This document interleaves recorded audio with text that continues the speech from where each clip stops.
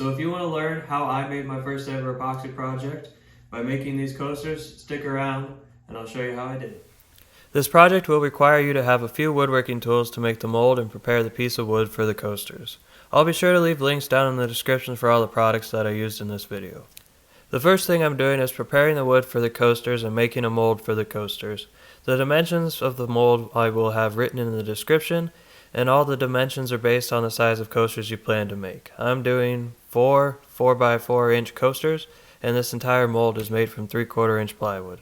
After the mold is cut out, we need to pre-drill some holes so the plywood doesn't split. I like to mark up 3/4 of an inch from the bottom so I can center my screw holes. Next, we need to put some clear book tape on all surfaces that epoxy could possibly touch. We do this so the epoxy doesn't bond to the plywood. The tape makes it easy to remove the coaster blank after it's cured, and without the clear tape, your coaster blank would be stuck to your plywood.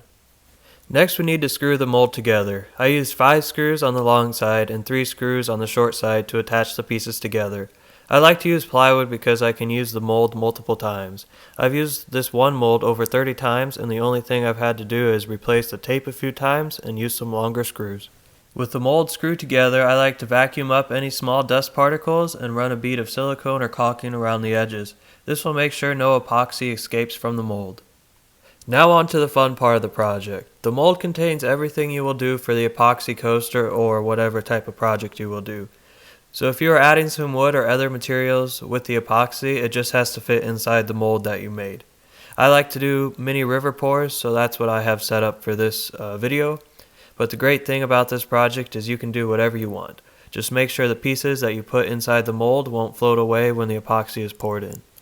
I like to use the same caulking that I used around the edges of the mold underneath the pieces of wood that I put in place so the epoxy doesn't seep all the way to the edges, and this picture here will show you what I'm talking about. And make sure you cover the clamps with tape just in case of any epoxy overpour. Now it's finally time for the epoxy, so I must stress that the pre-pour setup and making the mold is very important, so minimal issues are possible when pouring. So I suggest using tabletop epoxy to begin with. It's much more forgiving than deep pour epoxy. The tabletop epoxy is more like maple syrup, and deep pour epoxy is more like water. Deep pour will find its way into any low spots or cracks, so if your mold isn't completely sealed up, there is a higher potential for a leak with deep pour. With any epoxy, it's important to read the label for the application. I have used both mass epoxy and Total Boat tabletop epoxy for this project, and both work perfectly. The tabletop epoxy is an easy 1-to-1 mixed ratio, and all epoxies need to be poured in an area that's temperature controlled. According to the label on Total Boat's tabletop epoxy, it says to only pour 1/4 of an inch thick, but I have poured it many times at almost a 1/2 inch thick by 1 inch wide. The nice thing about tabletop is you can layer pours a lot quicker than deep pour because of the quicker cure time. So you can pour 2 1/4 inch pours if needed fairly quickly.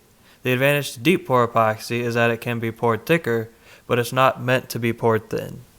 So Mass Epoxy has a really cool resin calculator. You just go to their website, scroll all the way to the bottom, and click on Resin Calculator. Then you can put in your dimensions. So my thing is 17 inches long, and I'm going to be pouring 1 inch wide at, let's say, a 1/2 inch thick. It will be a little less than that. And then it tells you how many ounces you will need. 4.71. So let's do a different option. You have a 12 inch long, 1 foot long material, and you're going to pour it 4 inches wide for the coasters, and then we'll go at Total Boat's recommended 1/4 inch, and then that will tell you how much epoxy we will need to do that. 6.65 ounces. Now that we know how much epoxy to mix up, add your favorite pigment. I like to use black diamond pigments, and make sure to mix everything together well. 5 minutes is a good number to shoot for. Then after 5 minutes of mixing, I let everything sit for a few minutes so the bubbles can come to the surface and escape. With everything mixed up, let's pour the epoxy into the mold. And from my experience, I have about a 1-hour work window with tabletop epoxy before it gets too tacky. So get your final swirls mixed in before it gets too tacky. Bubbles will continue to rise to the surface, and a good way to remove them is with a torch. I like to keep an eye on my project from the first time I pour to about an hour after. Then after it's too tacky, I just walk away. After the epoxy is tacky, I let it cure for 24 hours. And I try to keep it in a dust-free area so that things don't land in the tacky epoxy. Then after 24 hours, the tabletop epoxy should be cured and you are safe to remove it from the mold. But I like to wait 24 to 48 hours before I remove mine from the mold, and I like to wait 48 hours before I do anything to the coaster blank. Now it's time to finish the coaster blank. So a planer is not necessary for this, but it's definitely a nice luxury and a huge time saver. You can sand down the coaster blank with 60 to 80 grit sandpaper to get everything flat, but this will take a good amount of time. This will encourage you to not over or under pour the epoxy and to make sure that everything is perfectly level before pouring. After all the over pour and caulking is removed, I now sand from 100 grit up to 400 grit. Sanding up to 400 grit is for the epoxy itself. I don't polish the epoxy on these, but I like to sand them up to a high enough grit that the scratches are hardly noticeable. I wet the grain after I sand with 400 grit, and then when it's dry, I sand it one more time at 400 grit. With the coaster blank all sanded down, I cut the coasters to size. The 17-inch by 4-inch mold works perfectly to get 4 coasters that are 4 inches by 4 inches. You can adjust the mold to get the amount of coasters you desire. I like to use blue tape when I cut the coasters to size to reduce any tear out.